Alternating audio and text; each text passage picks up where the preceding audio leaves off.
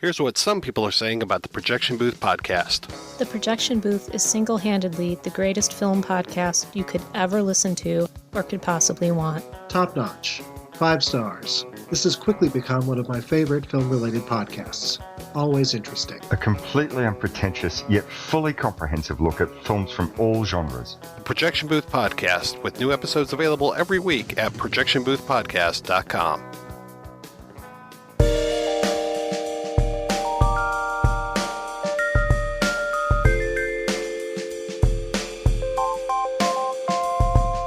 You are listening to the In the Mouth of Dorkness podcast. Here are William Das and Darren.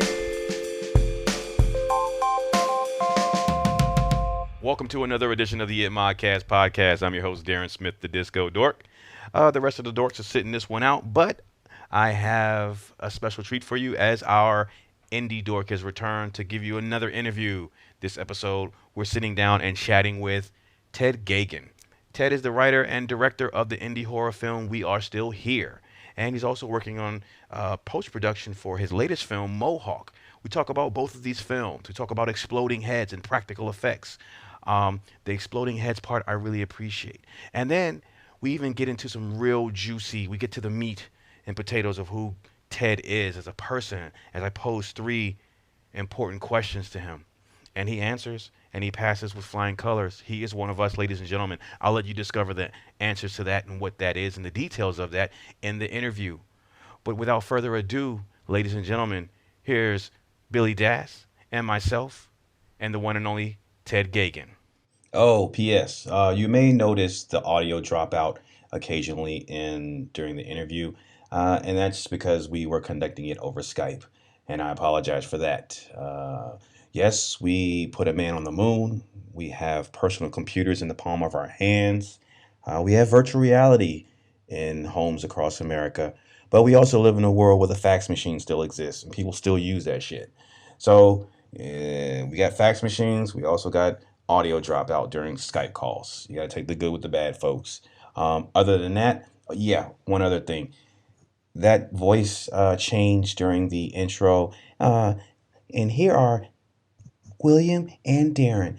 That was me. That was not Lisa. Don't worry, nothing's wrong with her voice, so you don't have to send letters of concern to the podcast or whatever. She's fine. I just didn't have an intro with Billy's name in it, and I decided to take a little initiative and make one myself. So yeah, and I hope Lisa's not offended by my impression of her, because I think you sound beautiful, wife Dork, and you know this. Anyway, here's the interview. All right, so welcome along to the podcast. Today we are here with Mr. Ted Geoghegan, who you will know as the writer and director of We Are Still Here. He is also the director of the forthcoming Mohawk production, and I think you have a half dozen production writer credits. You've got a bit of a background in the film industry going into this, but we are big fans of We Are Still Here. That movie's fucking awesome, man. You blow up some people's heads in that. So I'm excited to have you along to talk about the use of practical effects in genre film, basically. And so welcome along. Thank you. Thanks for having me. So I think my first question that I want to get into is the actual head explosion. When Lisa Marie, when May, there's a scene in the movie. I think we can get into spoilers because the movie's been out for a couple of years now. So we'll go ahead and if you haven't seen this movie yet, dear listener, stop what you're doing. It's on streaming services. Go buy a copy. It's Blind Buy Good. Just stop what you're doing and check this movie out, and then come back and pick up the podcast. Okay, now with that spoiler warning out of the way, there's a really dope scene in this movie where May decides that shit has gotten out of control and she needs to get out of the house, and she goes around the corner. She opens the door to exit the building, and her head just explodes. And it's not just an explosion of the head. I mean, there's her head is literally turned into a canoe. It made me think about Kurt Russell in Tombstone when he's talking to the Clanton boys. He's like, your friends may get me, but I'm going to turn your head into a canoe. And I watched that last night, actually. Tombstone, yeah. So that's my praise for that scene. But the question really is, you have a lot of practical effects going on in this movie. And I know that it was shot on a budget. I'm hoping that maybe you can talk us through, how did you make her head explode? And what was the process that went into that? Yeah. So, I worked with an amazing effects team on this film. Marcus Cook and Autopsy Effects. Really amazing guys. I've worked with them for over a decade on various productions. And Marcus's specialty is gore. So when I was writing the movie, I knew Marcus would be involved. And I knew that we had to do some things that he would be able to just slay. Mm-hmm. So it was gore gag after gore gag at the end of the film, all kind of for him. And for you, I suppose. The head explosion at the end of it was a real simple effect. We got a wig that looked vaguely like Lisa Marie's hair, mm-hmm. and we put it on top of a big bag filled with blood and gore, and we put that on the end of a post, and we fired an air cannon through it. Yes.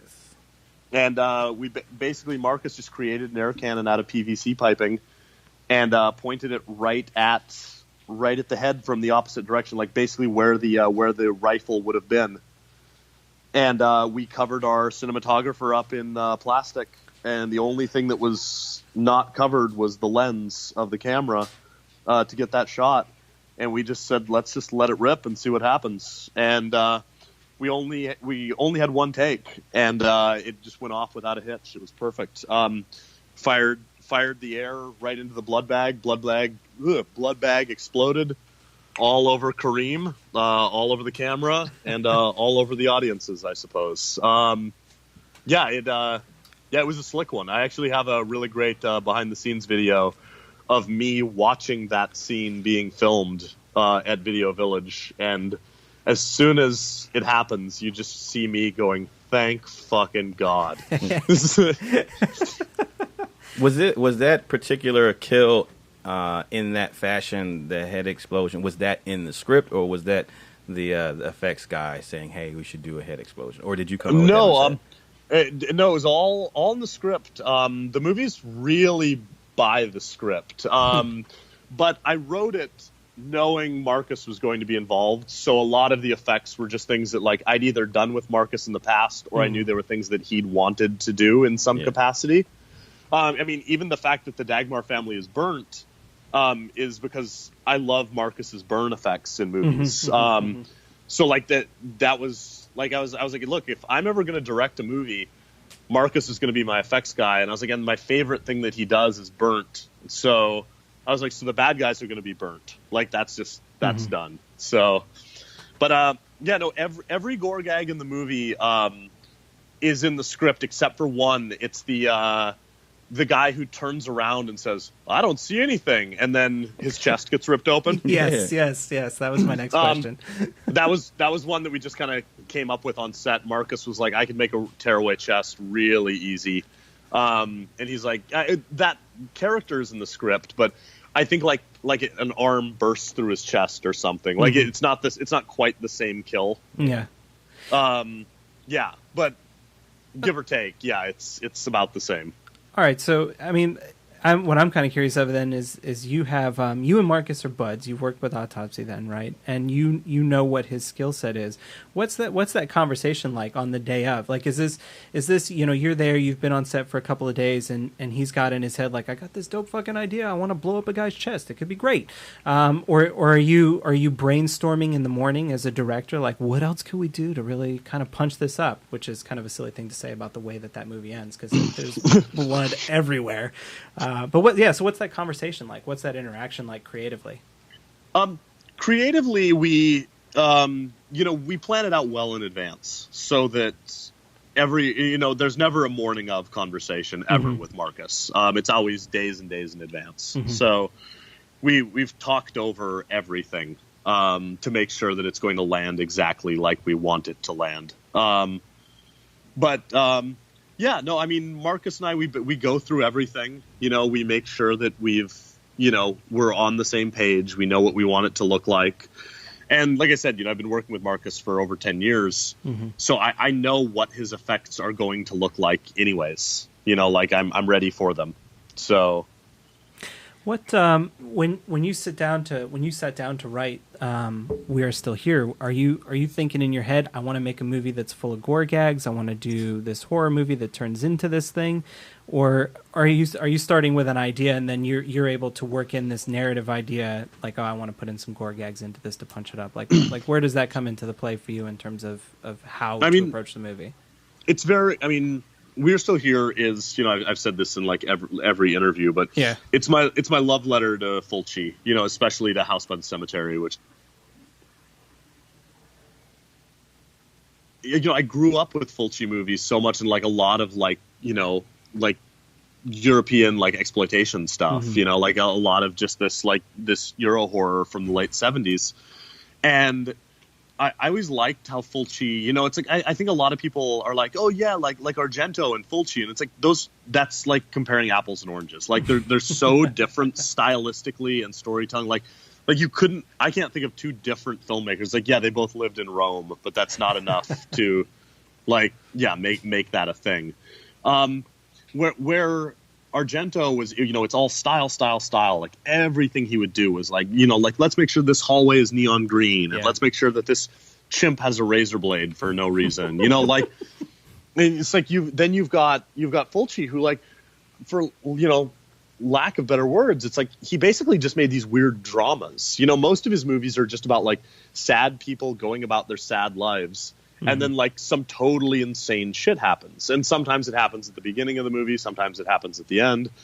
But that's more or less the mood that I was trying to create with We're Still Here. Was, it's a movie about these sad people in this terrible time in their lives. And by the end of the movie, you're like, I can't believe this is the same movie I started 80 minutes ago. And I feel that way about a lot of Fulci's movies, especially House by the Cemetery. And in a lot of ways, We Are Still Here is also, it's kind of a pseudo remake of House by the Cemetery.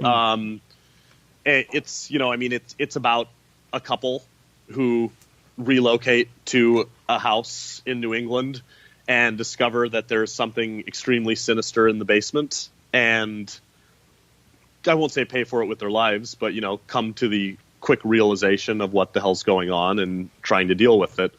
So you say I won't say that they pay jokes. for it. Yeah, they won't pay for it. Yeah. Uh-oh. Hello. Yep. Okay. Good. Okay. Bueno. Sorry, I lost track for a second. So do you look at the We Are Still Here? Is that a happy ending for you? Is that a happy ending, or is that a villainous ending? I see it personally. I think it's a very happy ending. I wanted it to have a happy ending, but I wanted it to be vague enough that it could be interpreted any way you want it to. I've had people come up to me after screenings and be like, "I can't believe that the house fucking ate him at the end of the movie." Like what a horrible fate. Like, and it's like, for me, I believe that when they moved into this house, they brought their son's spirit with them. And at the end of the movie, it's a very Fulci conceit that Anne and Paul don't die at the end of the movie, but they kind of become death. Like they enter into another realm, kind of like the end of the Beyond or Gates of Hell. Like both those movies feature characters who die, but they don't really die. They just kind of like, they basically like open a door and suddenly they're in the afterlife. Like clearly something has occurred, but you don't quite know what that thing is. And that's what I think happens to Anne and Paul. Like they choose to be dead so they can be with their son at the end of the film. And I think of it as like a very happy ending. They're, early on in the movie, Dave says this house needs a family. And it's like, now they have a family that's a happy family. That will be there forever. And the Dagmars, have kind of like, they've exhausted what they wanted to do. Like they've been angry at this town for 100 and some odd years for what the town had done to them. And after killing, like half the town, they kind of feel like, okay, like that was the catharsis that family needed, to move on. So that's the hand-holding shot with the Dagmars at the end, where you zoom in on the mom and the daughter holding their hand. That's you showing them, like, we've had that moment where we can be a family, and this family can, and then the new family chooses that sort of happy resolution. Huh. Right. Whereas the Dagmars didn't have a choice to be in that house. Like, they moved in, they got killed by the town, they got fed to this darkness under the house, and their spirits never wanted to leave because they were so pissed off. Like, so, I mean, the Dagmars aren't necessarily, I always say, like, the bad guy in the movie is actually Dave. Like, it's the old man in town. Like, the bad guy is the town. It's not the Dagmars. Like, the Dagmars are just pissed off, and they were dealt a very shitty hand, 100 and some odd years ago. And it's like, no wonder they're angry, like, they were killed, and it's like, and like Papa Dagmar, like the main guy, like he's extremely pissed off because his wife and daughter got killed too, like, so yeah, and kind of what I'm doing with Mohawk as well, my new one, is I don't like movies that feature mustache twirling villains. Like, I don't like, as much as I can appreciate Freddy Krueger, like, he's evil, like, he's pure evil. Right. And I think what I always liked about Jason Voorhees is that he's confused and upset, and he thinks that he's the good guy. He thinks, like, my mother, who took care of me my whole life, got killed by a camp counselor. And it's like, they're horrible people. And, like, I am taking vengeance for my poor mother. Like, he's totally wrong. He's the villain. Right. But, like, he's not aware of that. And, like in We Are Still Here, it's like, the Dagmars, they're mad, they're killing people, but they don't think what they're doing is wrong. They think what they're doing is completely justified. And then old man Dave, like, he wants to feed a new family to the house because, as he says in the movie, he's like, if you don't, the darkness will spread and it'll, envelop the town. So what he's doing is right. No one in the movie ever wakes up in the morning and says, I'm going to be a bad guy today. Yep. And I love that concept. And I think it's so underused. It's so easy to make a villain just a villain, and just making them this sort of cackling evil sort of character, and that's not what I want to do. So yeah, in We're Still Here and Mohawk, there's none of that. Well, I think that definitely shows through. And when we were planning to sit down and have a chat, I mean, I had seen We Are Still Here before and loved it, but my wife had not seen it. And so we kind of sat down a couple nights ago to just take it in. And that was her main takeaway, was that she actually liked the gradations of the different characters, that there is no clear villain. I mean, maybe the darkness under the house for simply being this is obviously an evil thing underneath the house, but the Dagmars are justifiably vengeful spirits. Old man Dave is doing exactly as you said. So I think that all comes through in spades. That's actually one of the things that I dug about your character work in We Are Still Here. So I'm excited to hear that you're taking the same approach to Mohawk. I think that'll be pretty dope.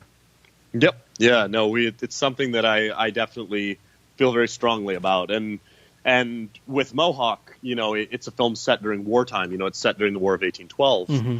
And, I always think of, like, my favorite war movies aren't the ones that portray the Nazis as, like, having horns, underneath their helmets. It's the sort of movies where it portrays the Nazis as these, like, scared, brainwashed people who don't realize that they're the bad guys. Mm-hmm. And I think that's so important because, I mean, I feel like, I'm a very political person. If anybody follows me on Twitter, I have noticed that about your Twitter feed. These days, yeah, especially, is that for me, it's something that I feel is more important than ever, is that, whatever side of the spectrum you stand on, me being extremely left, mm-hmm. I think it's important that we don't demonize these people on the far right, that we actually understand that they're people and try to figure that out. I mean, at least for me, I don't want to just raise my hand and be like, this guy's an idiot, this guy's an asshole, this guy's a monster. Mm-hmm. Like, no, mm-hmm. they're people just like us. And that's the most interesting thing and the scariest thing. Oh yeah, absolutely. It's so much easier to approach an evil if it's inhuman. If it's some sort of faceless boogeyman. But once you realize that everybody out there changing the course of our lives and changing the course of human history, not just right now, but hundreds and hundreds of years ago, they're all just people, and they're all just scared, fucked up weirdos, you know? And that's exactly in We're Still Here as well. You know, the townspeople in that movie, you know, if you, I don't know if you've done this, but if you watch the closing credits to the film, you know, there's a lot of hints as to what actually happened over the course of the decades. You know, you've got Dave's fake history, and then when Jacob is possessed by Dagmar, he kind of gives a little information, but not a lot. Right. But the newspaper articles tie it all together, and you know, essentially, you know, in 1859 or 1869, when the townspeople, you know, it basically, you know, it's a little town, and they wanted to invite a mortician into town because the town was growing, and so they built this house for him, and they were good people, and they were like, oh, you know, we're going to dig up this plot of land and build you this beautiful home, and they dug up some horrible Lovecraftian evil under the house, and the evil was hungry, and the town didn't know what to do, and they didn't want to sacrifice any of their own. So they made the sad decision to sacrifice these people that they built the damn house for. And, you know, they burnt these people in their sleep. And it's a horrible, horrible fate for these good people. But it's also a horrible, horrible fate for the townspeople who had to make that terrible decision. Right. Decisions motivated by terror. Yeah. And I, you know, these are concepts that I just eat up. You know, I love stuff like that. So... yeah. I like the detail that they are that they literally effectively then invited a caretaker for death into their town. Like I thought that was there's a nice little bit of symmetry there. Oh yeah. I definitely wanted him to be a mortician. So I also go ahead. I'm a huge Night of the Demons fan. Yeah. The 1980s film Night of the Demons. Nice. I have a Linnea Quigley as Suzanne tattoo on my arm. Nice. But I was, you know, that's a film that I just grew up loving, you know, for all its ridiculousness. And Hull House, the haunted house in that, used to be a mortuary.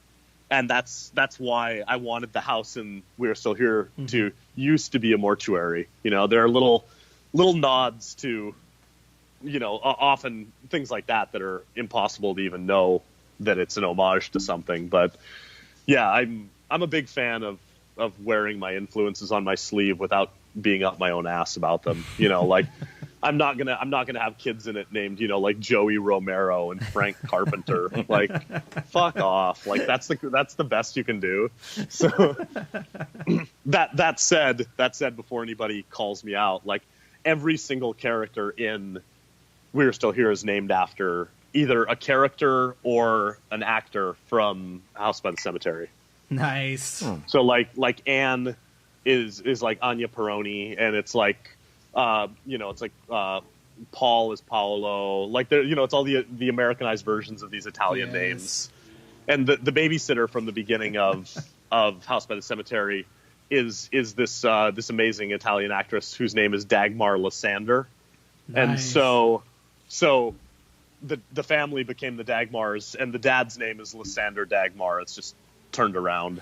So but yeah, everybody. And then if you recall House by the Cemetery, it's like Dr. Freudstein is this like evil monster that lives in the basement, and his name is Jacob Freudstein, so that's where Jacob comes from. Nice. And his wife is named May. So like everybody is from that movie in some capacity, except for Old Man Dave. Old Dave McCabe is actually a character from the movie Sorority Babes and the Slimeball Bowl-orama, which is another one of my favorite movies of all time. I haven't seen that one. Oh my God, you're missing out. It's phenomenal. It's just it's one of the best like silly trash movies of the 80s. It's like, and I'm not the sort of like hipster chic where I watch something just to like make fun of it. Like, right. It's a fucking great silly comedy. It's awesome. It's a 1980s sex comedy retelling of the Monkey's Paw story. You know, it's like a bunch of nerds break into a bowling alley with a bunch of sorority girls, and they find a bowling trophy, and when they break it open, there's an evil imp inside who grants them all wishes, but the wishes turn evil and kill them all. Yeah, it's fantastic. Dave Dakota directed it back in the 80s. It was shot, I think, in like 5 nights, over 5 nights in a shopping mall. Damn. It's a blast. So, and there's a mythical bowler in it named Old Dave McCabe. So Dave McCabe had to show up in my movie too. That's awesome. I love that tie-in. I've written. I want to make sure I got the title written down correctly. It's Sorority Babes from the Slime Ball Bolorama. Yeah, in the Slime Ball Bolorama. Okay. Yes. Cool. Okay. All right. Excellent. It's also where Barney's Bolorama on Simpsons gets its name from. That's where the Bolorama shows up. Oh, shit. Yeah. Spelt the same way. BOWL-O-Rama. Nice. I'm glad. I just opened your eyes to a beautiful film. No, I'm excited. This actually may be what I watch tonight. I finally dove into Stranger Things, and no, actually I have to finish Stranger Things tonight, so that'll be next on the queue. That'll be next. Fair enough. I'd probably put Stranger Things a few notches above Sorority Babes, but if you're a Night of the Demons fan, it was shot the same year as Night of the Demons, and it has 2 of the stars from Night of the Demons in it. Cool. So. Cool. Yeah, Hal Havens, the big fat dude who played Stooge in Night of the Demons, and Linnea Quigley. She's one of the stars. So, yeah, it's a blast. Nice. Okay, so we've been talking for a couple minutes now about use of practical effects and pre-planning and all that stuff, but you talked about how that's in the script work. You talk about your character work and the layers that you're bringing into this.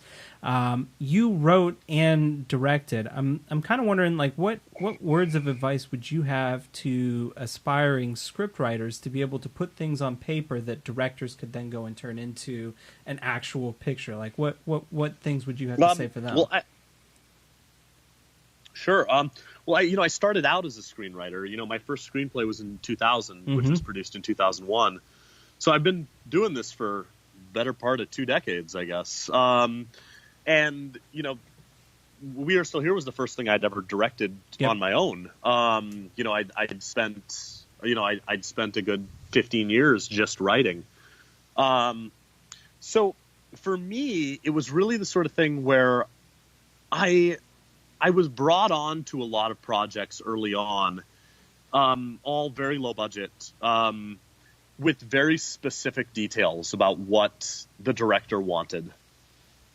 And I think the trick is just working as closely with whoever is actually going to make the product after you're done writing it as humanly possible. And if you're just writing scripts with the hope that one day a director will read it and want to make it. There's 2 schools of thought on it. One is write something that's filmable on a budget, and write something that if you have to pare down, you can pare it down, which is important. I think you have to have the ability to, kill your babies.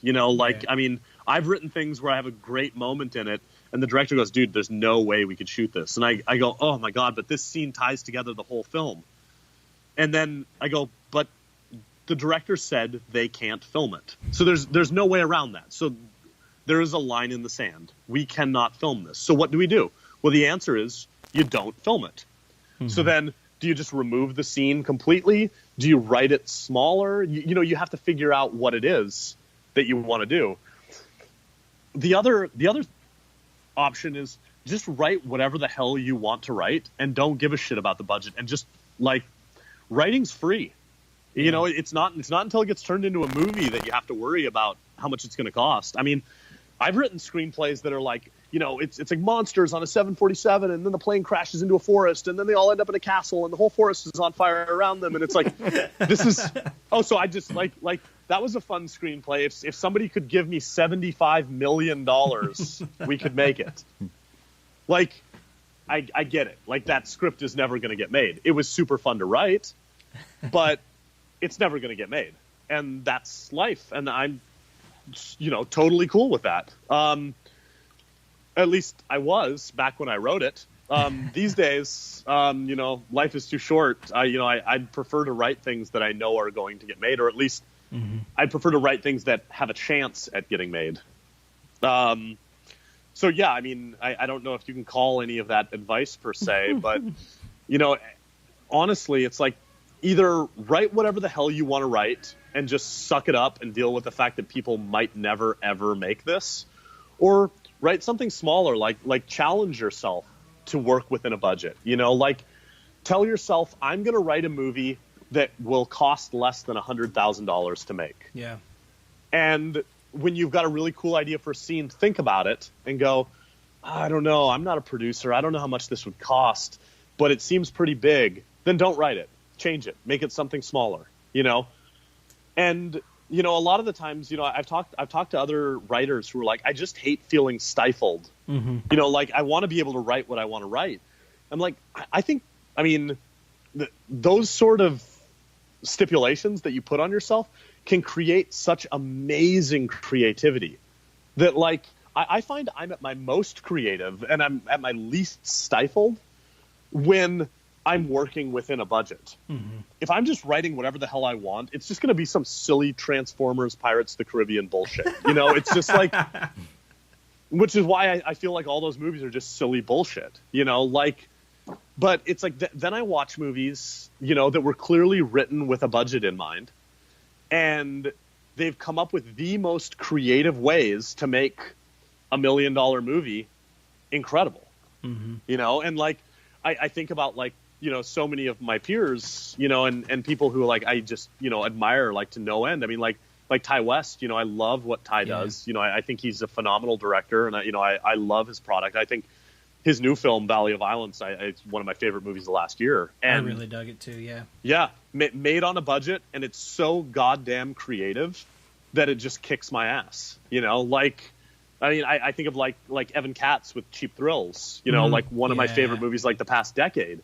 And it's like 4 incredible actors and limited locations just slaying it. Like that's the sort of stuff that I get excited about. Like those are the sort of movies that really, really get me stoked, is stuff where I'm like, you don't have all the money in the world, but you have enough to make something that kicks ass, Yeah. And I think even movies, on slightly larger budgets, but what I think the industry would still call low budget films, mm-hmm. like that's where all my favorite movies are coming from these days. Like last year, like Green Room was my favorite movie of the year. Yeah. It just completely knocked me on my ass. Like I loved everything about it.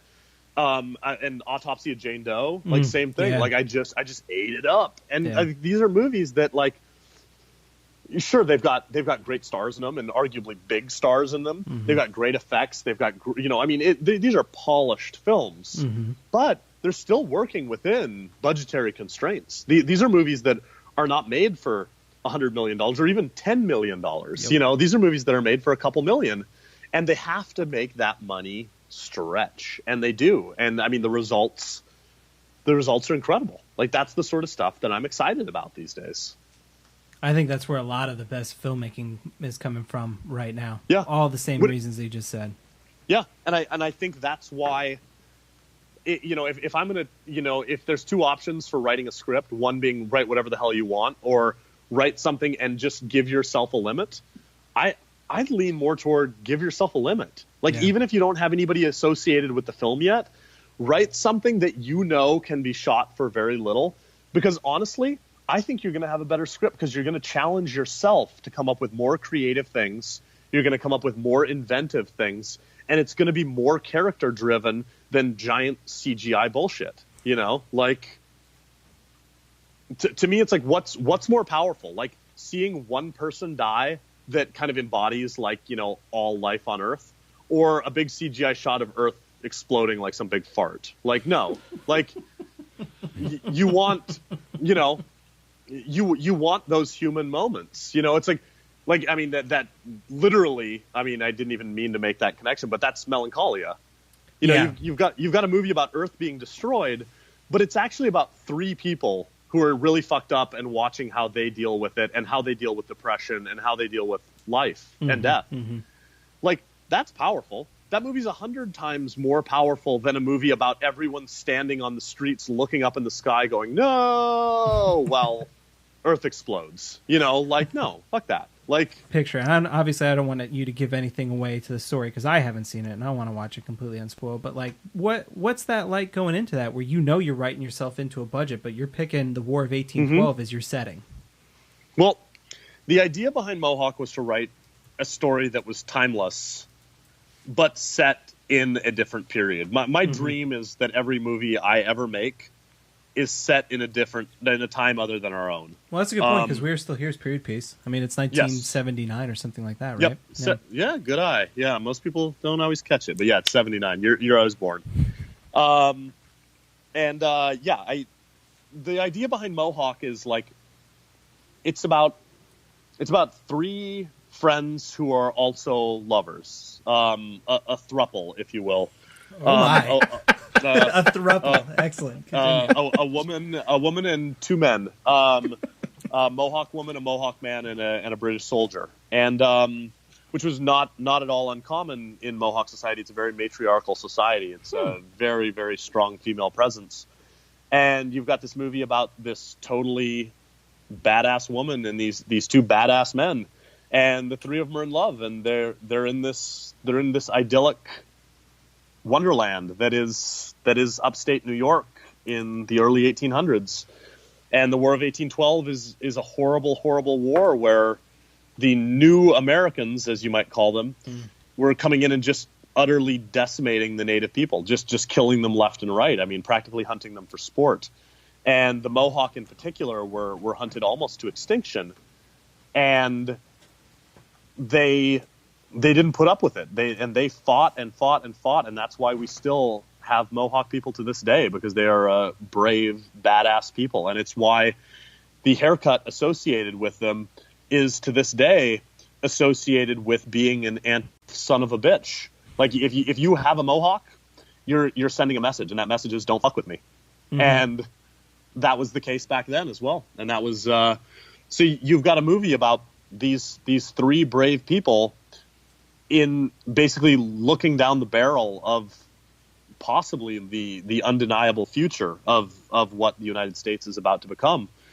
And they decide to fight back, and they earn the ire of a group of new Americans. It ends up becoming a strange cat and mouse sort of game between these three people and these 8 interlopers, as it were. The film really, like, the film is about the decimation of an indigenous people. It's a film about standing up for what you think is right. And it's a film about the birth of our country and how little our country has changed in 200 years. But it's told through the eyes of 11 people in the woods. We don't see giant forts. We don't see towering mountains. We see people lost and alone in the woods, and we learn who these people are, and we learn why they're making the decisions they're making. And all of that is the War of 1812. All of that is the birth of our country. But just like I was saying earlier, and just like Travis said when he spoke to you, you narrow that vision down to it's not about all of the native people in the United States versus the new Americans. Mm-hmm. It's about these 3 people versus these 8 people. And that sums it up. It's why Titanic was a blockbuster. Because it's not a movie about everyone on the Titanic dying. Mm-hmm. It's a movie about 2 people that you really care about, mm-hmm. and hoping they don't die. Mm-hmm.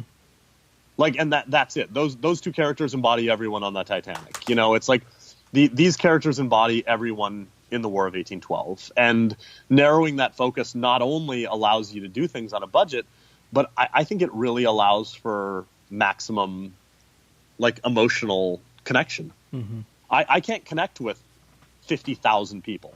Exactly. But I can connect with 3 easy. That's doable. So that, in a nutshell, is Mohawk. But it's also a movie about, it's a movie about brown people and white people teaming up to fight a bunch of white guys who don't realize that being racist is going to put them on the wrong side of history. Mm-hmm. And I feel like you couldn't have a more timely movie for 2017. You know, I mean, yeah, I mean, this is a story that is absolutely 100% historically accurate from the War of 1812, but it's also the sort of story that if you just plucked out all the references to time, you could shoot this movie today.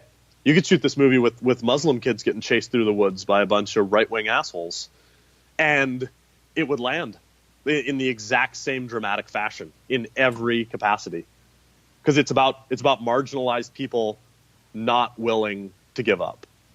And to me, like I told you, like humanity and not having straight black and white villains is so important to me in movies. And hopefully Mohawk takes it one step further than We Are Still Here. Mohawk is incredibly dramatic. It's got really phenomenal actors, and a lot of this film is really about our heroes and our villains coming to grips with what they've done and what they're about to do. Well, who did you get on to play the leading woman? The lead actress in Mohawk is a Mohawk actress. Her name is Ganya Dio Horn. She goes by Dio, like Ronnie James Dio. Yeah. Dio plays Oak, the lead character in the film, and she's phenomenal. She's great to work with. She was one of the stars of Hemlock Grove, Eli Roth's Netflix series. Yeah. She's popped up in a number of genre things over the years. She was the star of Kareem Hussein's segment in the Theater Bazaar, which is my favorite segment in that movie. And Kareem was my director of photography on We Are Still Here and on Mohawk. So nice. He had previously worked with her and spoke very highly of her. And she was incredible. Like I'm really excited to see how people react to her. And not only that, but I mean it was so important. If we're going to make a movie about Mohawk people called Mohawk, you're damn right that the lead actress is going to be Mohawk. So how much of a collaborative role did she have in getting the story set up and put on the screen? Like, did she have a chance to provide feedback on the characters that you're creating? A lot.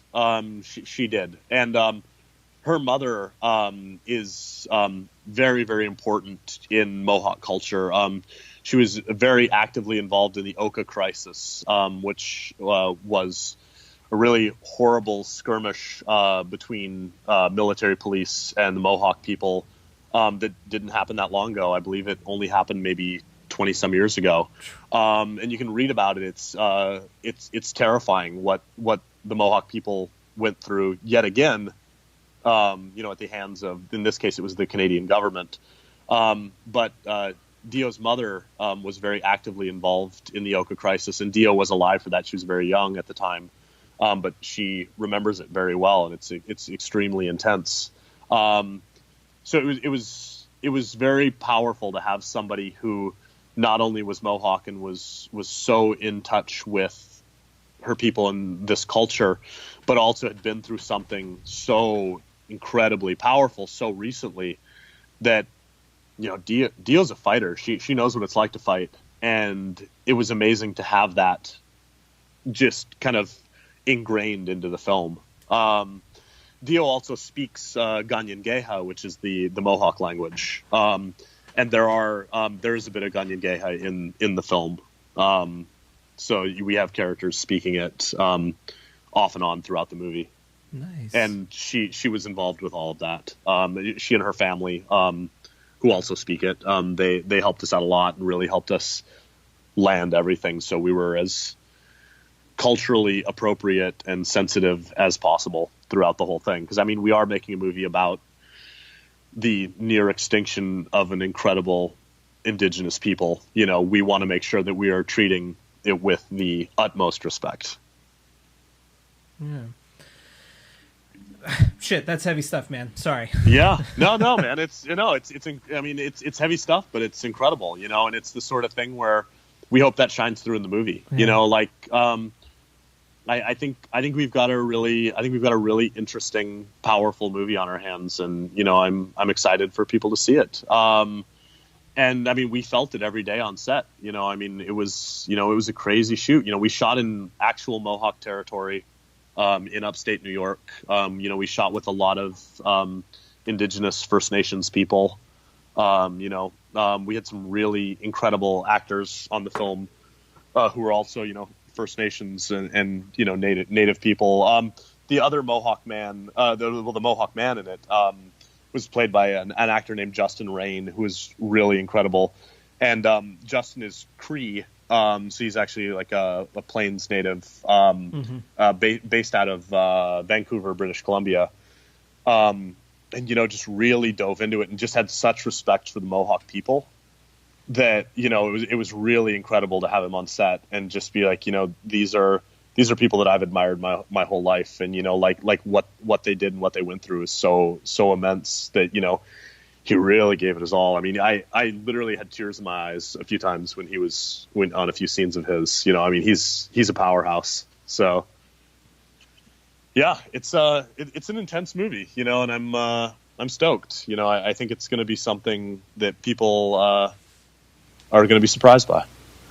Were there things during your experience of shooting We Are Still Here that you were able to take and use, as far as things that you may have learned, that you were able to use beneficially for filming Mohawk?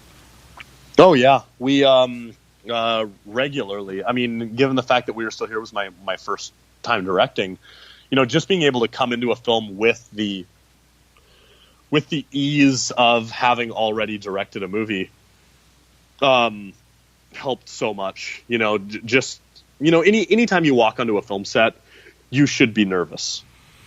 I don't care. I mean, I hope every single time Steven Spielberg walks onto his 50th film set, he's nervous, because if you're not, I think you're doing it wrong. You're creating art. It's important to constantly be ready for whatever happens and ready to create the coolest, most powerful, most passionate thing you can. And so I think a lot of that shone through on Mohawk, and I think that's why we ended up with a film that is so powerful and it is so dramatic, because I was able to really finesse a lot of those moments and really make sure that we were landing our dramatic beats throughout the movie. Not only that, but Mohawk was an intense schedule. We were, like I said, we were shooting in the middle of nowhere. We were in a hotel and we had to take a shuttle almost an hour out into the middle of the woods every morning and every evening. It was a long trek to the middle of nowhere where we shot the film. So by the time you get out there, we shot the movie in the middle of summer, so it was almost 100 degrees every day. But then at night it would get down to almost freezing. So it was really intense. And, on We Are Still Here, we shot the whole movie in the dead of winter. And, most of the film takes place inside the home, but that home was not well heated. It was on a good day, the house was about 52, 55 degrees. Damn. On a good day. Most days it was in like the high 40s. And so we learned very quickly how to shoot in rough environments, how to shoot in the snow, how to shoot, and then on this in the heat and in the cold in the evenings, and not let it get us down, and to keep morale up. Like you're working with a crew, you're working with a cast, you want to make sure everybody is, in their best, and making sure that everybody can deliver these lines, everyone can deliver these moments exactly as you've dreamt them up in your head. So what do you think is the best thing that you did on the Mohawk shoot to keep morale up? Like, what's a good example of that? Let's bring it home to the human level. Man, it's like we had great craft services. Everybody's well fed. I mean, we laugh at that, but you got to have food in your belly if you want to be doing good stuff. You do. We just tried to create a family. I like to be known as somebody that people don't have a bad thing to say about. Like I would like people to remember at my funeral that I didn't have any enemies. Like I'm somebody that I just want to make sure everybody's having a good time while we make something that's fantastic. And yeah, sometimes shoots get rough, sometimes voices get raised, and sometimes you've got to make sure that something gets done in a specific way. But at the end of the day, I want everybody to be aware of the fact that how they feel is actually important to me, and it's important to the film. To make sure that you have a happy cast, to make sure that you have a cast that feels like what they're doing is special and important. It also didn't hurt that, we were staying at this Ramada Inn in Syracuse, and they had this hokey little sports bar in it that, it's like in the middle of summer, no one was ever there. And so every evening we were able to take over this sports bar, and there's a great, just kind of catharsis in being able to sit down with everyone after the end of a long day and just have a beer and eat some nachos and and just go that was a long, hard day, but we got everything we wanted and nobody died.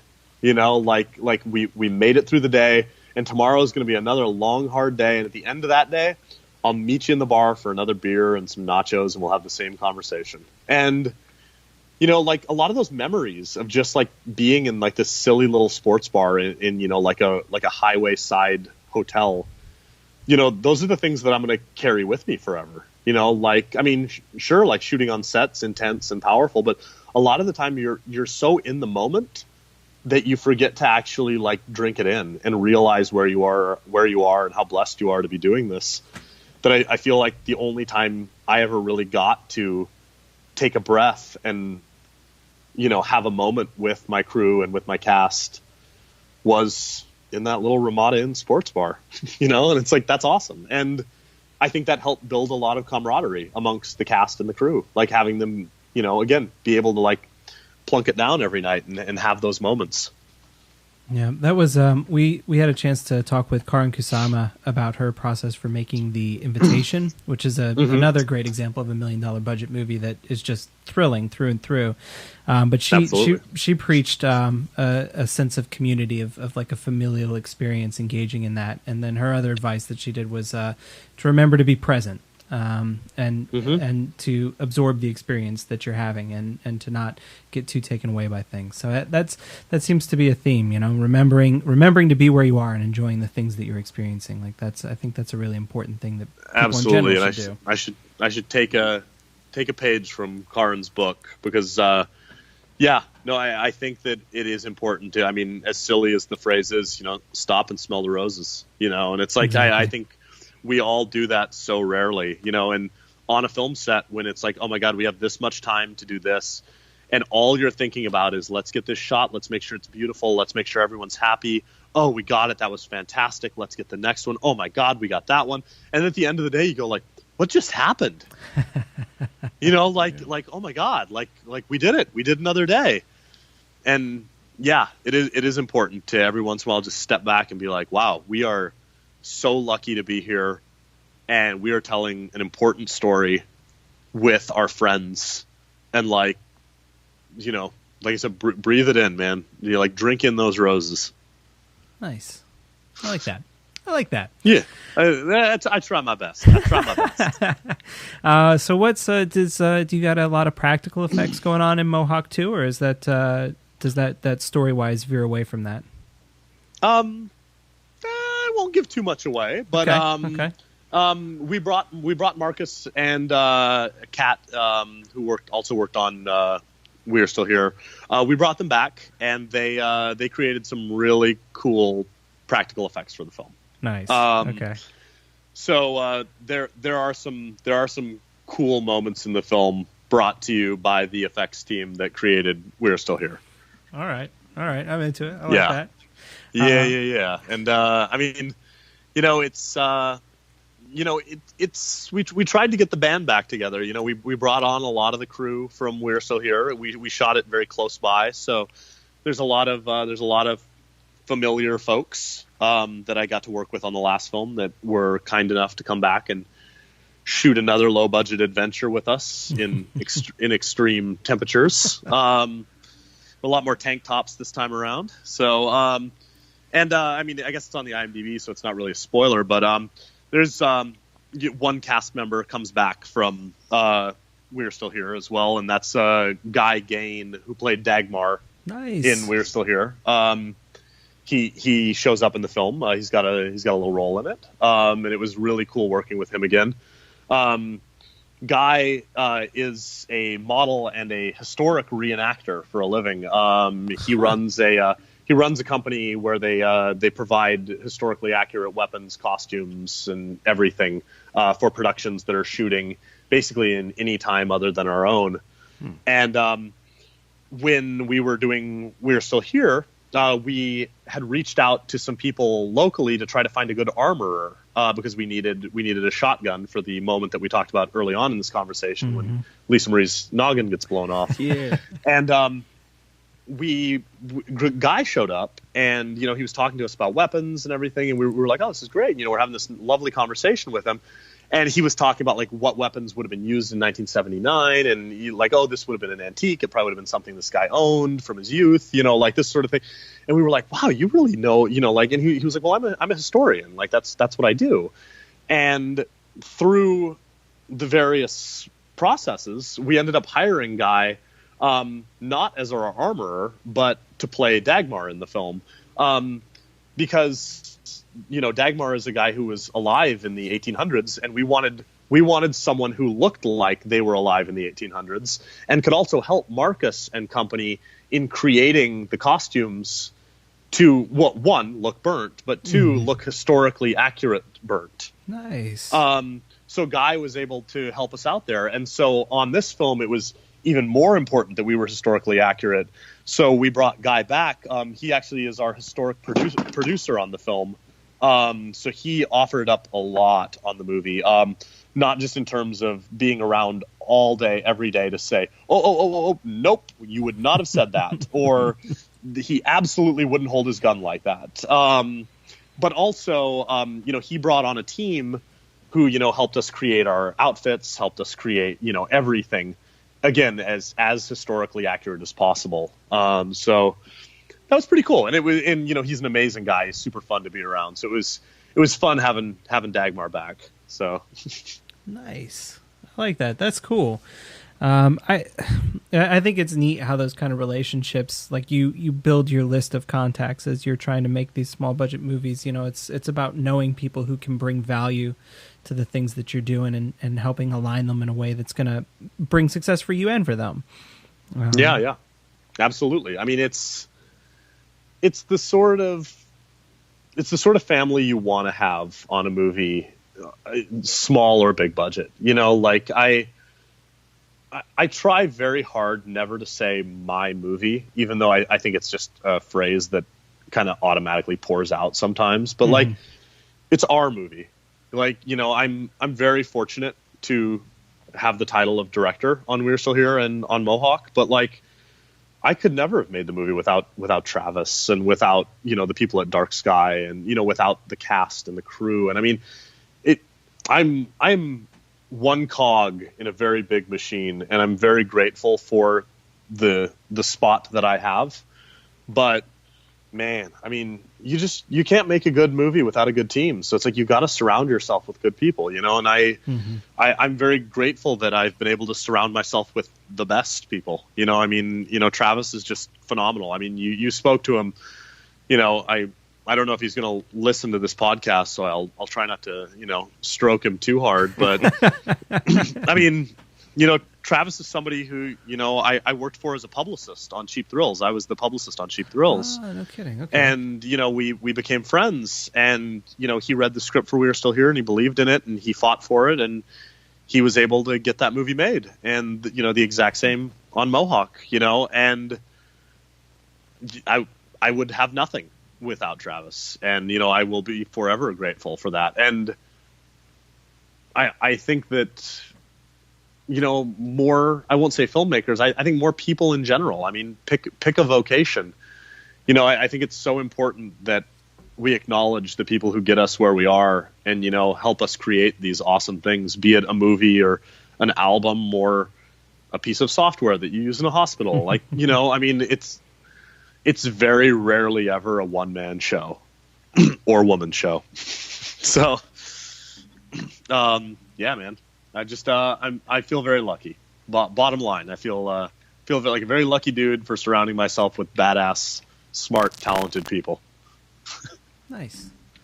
All right. Well, I got one other question about Mohawk. Yeah. Let's talk about something in the production. I mean, like I said, I don't want to give anything away. I know you don't want to give anything away, but what was on a day of shooting? What was one of the bigger challenges that you encountered that you had to creatively problem solve in the moment? I'm interested in those instances because you mentioned earlier in the conversation about being prepared to kill your darlings when things aren't going to work, and that's one of the things that we found with some of the other small budget filmmakers that we've spoken with is that sometimes you show up and the thing that you wanted to do just not going to work, and you have to in that moment find something and improve on it and maybe be prepared to just slay the whole thing and start from the ground up on the day.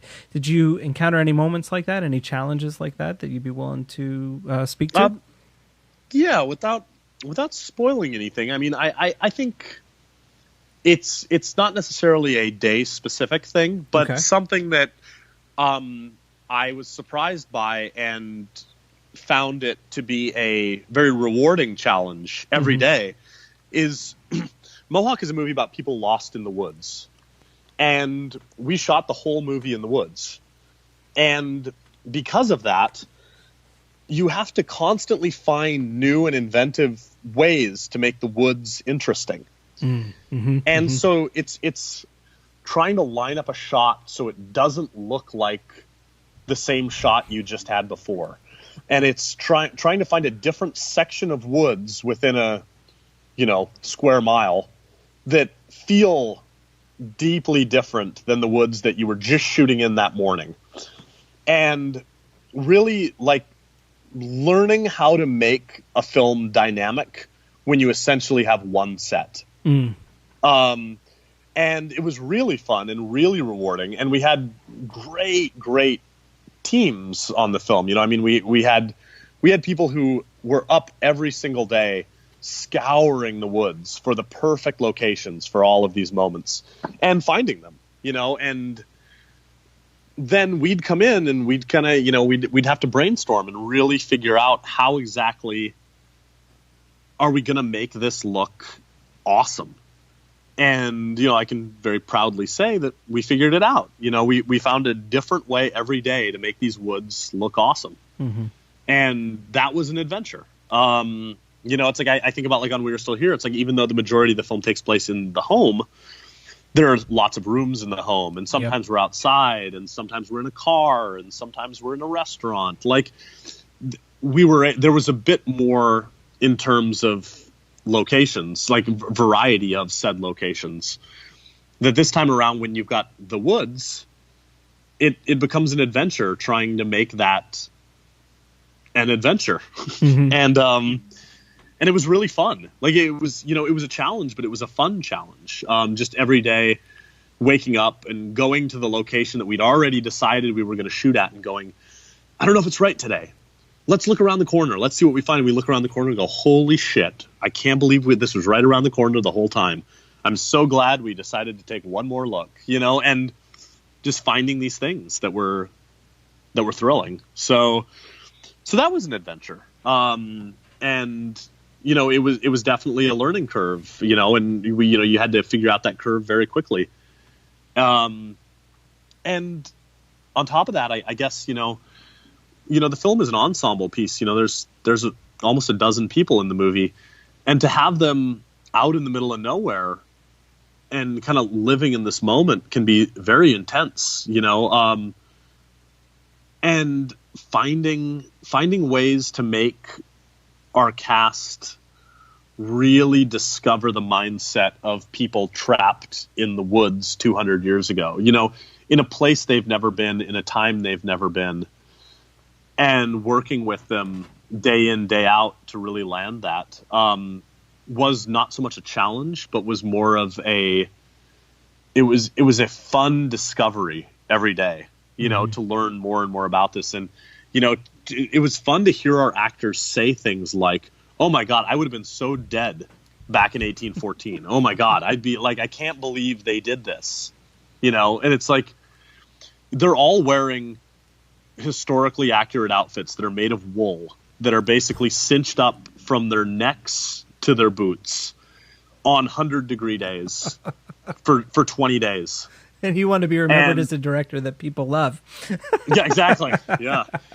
They're the sort of outfits that you can't even unbutton when we say cut because they're so cinched up, because that's what they were back in the day. And having the actors were so amazing. It was like nobody complained about these outfits either. It was incredible. But they'd wear these things, and the one thing you'd get from them was being like, oh my God, I see why they carried canteens with them. I see why they'd stop at the river and take off all their clothes and roll around in the water. Of course they did. This is the hottest I've ever felt. It's like, of course they were sweaty. Of course they were. It was a tough, scary time.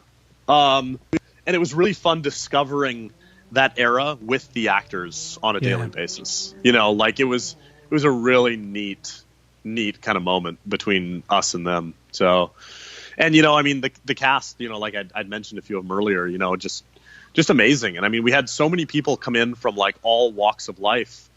It's like the woman who plays Oak's mother in the film is Sherry Foster, who's from The Unbreakable Kimmy Schmidt. And so it's like she's known for Netflix TV, and then you've got the British soldier, who's Eamon Farron, who's currently on Broadway right now. But he's in the new Twin Peaks that's coming out. He was the star of Jennifer Lynch's last film, Chained. And then we've got a WWE wrestler in it, like a big WWE wrestler, which is awesome, and it's like John Huber, his wrestling name is Luke Harper. He's part of the Wyatt family. Nice. But, it's like you've got people from kind of like all walks of life, all having done these amazing movies and all coming together to tell this weird, badass story in the woods 200 years ago. It was very humbling to be, like I said earlier, the trick is surrounding yourself with good people, man. And, it's like I surrounded myself with a hell of a lot of good people. I'm super excited for Mohawk right now. I want to see that thing right now. Do you guys you guys got a release targeted for it yet, or still figuring out the odds and ends of post-production? Still in post, Honor. Okay. Hopefully we hit up a couple festivals either this summer or in the maybe in the fall. It's kind of up to when we get the thing completely done, and then when the powers that be over at Snowfort and Dark Sky decide to unleash this little bad boy on the world. So it sounds really fucking cool, man. I am excited to see what you put together. I like everything that you said about it. It is speaking to me right now. Awesome. I hope it speaks to a lot of people. I think it's a movie that has something to say. So I really hope it speaks to people. Well, I think now is going to be a good time for it. We were talking a lot lately about we saw Get Out with Jordan Peele. Sure. And that phenomenal movie through and through, and thematically really of the moment, and really I think the thing that I'm clicking on with it more is that the terror of Get Out is an actual humanity. Like that is the worst, the scariest part of that movie, and it sounds like that's a theme that's going to kind of come through in what you're doing with Mohawk. So I imagine whenever this thing drops, it's really going to find an audience. I really hope that it does. That's the goal. Yeah, it's like and similar to Get Out, it's like you've got a film that Get Out is a movie for Trump's America, made before anyone thought Trump's America was going to be a thing, and it's like we saw worsening race relations, we saw the rise of the Black Lives Matter movement and the unfortunate backlash that it suffered. And that's clearly where Get Out came from. And it's so powerful because of that. It's so powerful because of the humanity that it's grounded in. And given the fact that it wasn't released until after Trump came to power and actually ended up becoming our president, that it kind of takes on a second, third, fourth, more, sinister feel to it. Mm-hmm.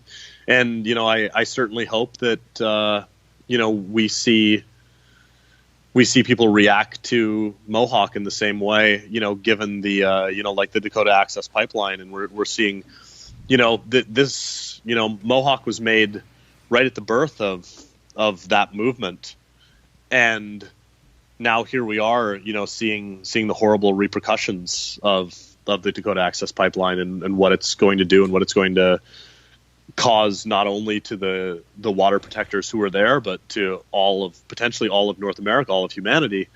And it's like, we're treating Native American people, we're treating Indigenous people just as terribly as we did in 1814. And it's unfortunate that stories like this still have to be told, like Get Out or like Mohawk or like even Green Room, is, a movie that's, birthed in, not only the terror of the alt-right, but the confusion and the sadness in that movement, and having these movies, land right now. I think it's so important that we're telling these stories, but it's also a bummer that we have to be telling these stories right now. But you goddamn right we have to, And, I hope we see more and more of it. I think there's a reason why Get Out is a blockbuster and why it's almost universally praised, is because it's a movie that everybody needs right now. And it just so happens to be a kick-ass horror movie to boot. Fuck yeah, it is. Yeah. Yeah. So more of that, please. More of that, please. All right. Let's see. We've been talking for a little bit now. Darren, you got anything you want to get into? Yeah, I want to. Now we come to your time of judgment, Ted. I have 3 short questions. First question is, what size is your TV? The second question, and I'm not joking. What size is your TV? The second question is approximately how many Blu-rays do you own? And the third question is, how excited are you for Thor Ragnarok? Okay, so I'm willing to be completely judged on my first answer, which is what is the size of my TV, which is I actually don't know. That's a perfect answer. Because it's so big and you don't have anything large enough to measure it with. Yeah, like it's like one wife by. I don't quite know. It is a sizable TV. I live in a studio apartment that's quite large. Okay. And when I moved into it, I was like, well, this TV is not going to work in a studio apartment. Okay, because good. Okay. it looks too small in a room this big. So okay. I went all out. I basically went down to Best Buy with my meager money. It was like, look, I don't have a lot, but I want a big TV that looks gorgeous. And they were like, okay, here's what we got. And we narrowed it down. And I'm actually due for a new one. The last time I was in Best Buy, I was looking at TVs that were just making my head spin. I need a new one, but the one I've got is suitably large and beautiful and still projects Blu-rays in an appropriate resolution. Okay. I'll accept that. Okay. Blu-rays, probably around 75. And here's the rationale behind that. I live in New York City. I feel like that I could just end the answer right there. Right. But space is a commodity in this city. And when I moved to New York 10 years ago, I had 1,450. I want to say it was 1,455 DVDs. Goddamn. And I brought them all to New York with me. And I was like, I literally can't fit these in my apartment. Like it's not an option. Like I moved to New York from rural Montana, where it's like, I've got like a giant house that I'm renting for like $1.95 a month. Right. So it's like, and this is my DVD room. Yeah. Like, yeah, no more. Wait. Priorities, Ted. Do you have a bed? I do. I have a bed. You don't need that. You're wasting space. Yep, I know. Just sleep on the sofa. The thing is, I'm also married, so it's not that I need the bed; it's that my wife needs the bed. Well, look, and she really loves you for you, not for your bed. You know what? She loves me enough to let me keep chasing the dream of being an independent filmmaker. Okay, man, that's good enough. That's a hard one. That's a hard one to pass up. And she's a keeper. But indeed. But I've got I'd say around 75 Blu-rays. I tend to only buy movies that I know that I'm going to rewatch very, very regularly. And that was not the case when I was a DVD collector. I would just go into Best Buy every payday and just pick up 20 DVDs. Why the hell not? They're only $5, you know? Yeah. And I just can't swing it anymore. Just purely for space. So is the 75, is it a curated collection, or is it just thematic to whatever you like to rewatch? It's pretty much thematic to what I want to rewatch. I mean, it's Big Trouble in Little China and Poltergeist, but then it's got stuff like Tokyo Gore Police and, Nice. and silly stuff. It's like I've got the Goonies and, I've got Indiana Jones films, like stuff that I know is like, I describe it as warm blanket cinema. Yeah. The sort of stuff where it's like you can just put it on and it just feels like you're back home eating mom's meatloaf. Like that's very much how I like to roll. So, yeah. And the third question, I can absolutely not wait for Thor Ragnarok. Yeah. I'm super excited for it. As we discussed, I think before this podcast, I'm a big Marvel Studios fan, and I really love Taika. I think the films that he makes are phenomenal. What We Do in the Shadows was amazing. It was arguably my favorite film that year, and I think one of the best genre films of the past several decades. Yeah. I think it's sensationally good, and I think if he can bring that heart and that warmth to a Marvel movie, I think it's going to be something really, really special. Hunt for the Wilder People's amazing. He just knows what he's doing, especially about humanity. And, here we were earlier talking about how important it is to have films that are about people. And I think it's going to be really interesting to have a film that's about an alien and a giant green monster in outer space and trying to make that human. Yeah. And I think it's totally viable, and I'm excited to see what he does. The one thing that I am most eager / nervous about is, based on what I've seen, it looks like it's going to have a lot of Planet Hulk in it, which I'm not opposed to at all. I think Planet Hulk is awesome. I think it's a cool concept, but they had better bring Beta Ray Bill. I fucking love Beta Ray Bill so much, and I'm like, if some weird fucking alien horse skeleton dude is actually a part of the Marvel universe, I'm gonna be so stoked. So, fingers crossed there. So I hope that was the appropriate response to that. You could have Cannot wait. You could have blew the first two questions. Okay. When you said Beta Ray Bill, you're down by law now. Judgment passed. Yep. You're good. Excellent. Yes. Good to hear. Yes. Yeah. Okay. I like it. All right. So, let's see. The one thing that I like to end all of these conversations on is what, for you, is the single most proudest moment, the thing that you look back at on your career so far, that you say, in that moment, that is where I get the most satisfaction and pride out of what I'm doing. I have a moment that is indirectly related to We're Still Here. That is my moment that I always go back to whenever I'm having a tough day. And I was at the Sitges Film Festival with We're Still Here, and we had screened the movie, and it went over really well. And I was sitting in a bar on the beach and listening to the waves from the Mediterranean like splash up against the shore. And I was sitting with Joe Bagos, who did The Mind's Eye. That's what he was there for, and he also did Almost Human. And I was sitting with my friend Joanna Hill, who's a musician, and we were just sitting there. We were just drinking and having a good time.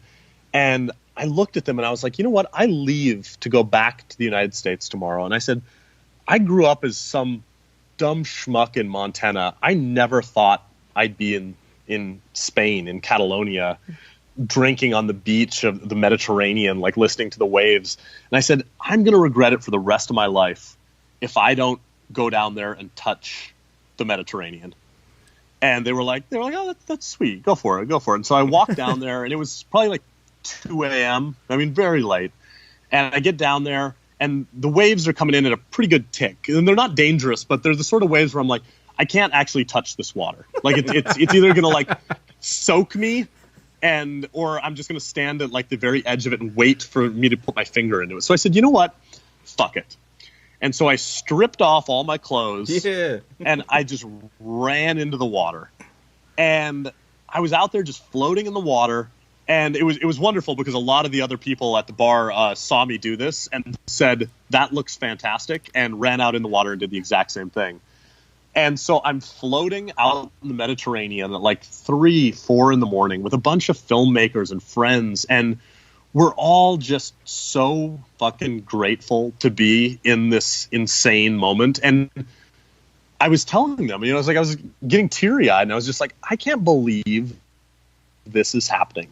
And it's all happening because, I moved to New York, because I got a job as a publicist, because I met Travis, because we got this movie off the ground, because Dark Sky financed it, because my childhood crush Barbara Crampton agreed to be in it. All these amazing things that all just came together to not only give us this cool movie, but also to put me in the Mediterranean. And every time I'm feeling shitty, I think back to like floating in the water there at like 3 or 4 in the morning with a bunch of my friends and a bunch of strangers, and just thinking like, you know what, if I never make it back there, that would be a bummer, but I'm okay with it because I experienced something so wildly unexpected from filmmaking that it made it all worth it. Like that one silly moment made it all worth it. So I guess in a very long roundabout, as you can see, I've got the gift of gab. I think Naked in the Mediterranean is a perfect place to leave off the conversation. That sounds pretty great. So Ted, man, thank you very much for coming out and for talking to us. This has been a great fucking conversation, man. And to be honest, hello. Hey, I just lost you for a second there at the very end. That was horrible. Well, no. This is, you got to hear all this stuff because this is all complimentary. This is where the shine comes from, right? Yeah, exactly. Right. You're awesome, is all I was saying, and We Are Still Here is a dope movie. If people haven't seen it, I'm pretty sure it's streaming on Netflix. Like, barrier to entry there is super fucking low. Go put that on your to-watch list. I am excited about Mohawk, and thank you so much for spending an hour talking with us about filmmaking. It was my pleasure, guys. This was wonderful catharsis, and good to talk to a bunch of fellow geeky cinephiles. That's the way I like it. Yeah. Nice. Naked in the Mediterranean and Beta Ray Bill. That's it. Amen. Oh, man. All right. Thank you, Ted. Thank you so much. Thank you, guys. I really appreciate it. All right. Bye. And there you have it, ladies and gentlemen. How cool was that? Thanks again, Ted, for stopping by. You are always welcome on the podcast, and we look forward to Mohawk. I am definitely excited to see that. Thank you, Billy, for setting all this up. And listeners, thank you for listening. Stay tuned to the ITMOD podcast, for we have more ChatCast interviews getting lined up right now, and they should be coming your way shortly. You can follow the podcast on Twitter, Instagram, and Facebook at ITMODcast. You can follow Billy, the Indie Dork, at WBDASS on Twitter. And you can follow me, Darren Smith, the Disco Dork, on Instagram, Facebook, and Twitter at the Disco Dork. Mouth Dork is at Mouth Dork on Twitter, Instagram, Facebook, Letterboxd, and Untapped. Sidewalk Siren is at Sidewalk Siren on Twitter and Instagram. And follow Brian Young, the Turtle Dork, at the Turtle Dork on Twitter, at the Turtle Dork 1 on Instagram, and Brian William Young on Facebook. That's going to do it for us. Thank you all for listening, and until next time.